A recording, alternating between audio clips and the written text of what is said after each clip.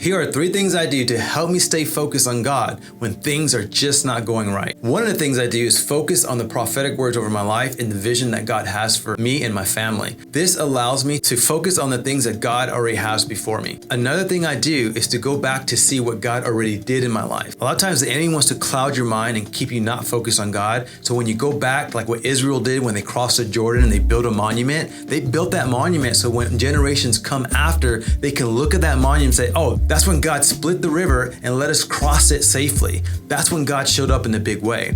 And so I do a lot of that with my life. Man, God showed up here when we didn't have money, when we didn't have the ability to pay for our mortgage. He provided through friends and family. When my daughter was a miscarriage, we prayed over her belly and God provided healing, and now she's 15 years old. God continues to provide in my life. So I go back to where He has provided, and it gets me back focused on God. Lastly, but probably one of the most important things is to go to the Bible. One thing I love about the Bible is a 40,000 foot view of all these stories. And sometimes you have to remove yourself and get way up there and see God's view of situations. So you can look at all the characters in the Bible, how they started, they doubted, they had faith, and then they completed with trusting God, and it ended well with them. And so sometimes we need to take that 40,000 foot view in our life and make sure that we're not giving up hope because we're in a bad, tough situation. So those are my 3 things. What are ways that you focus on God when times are tough?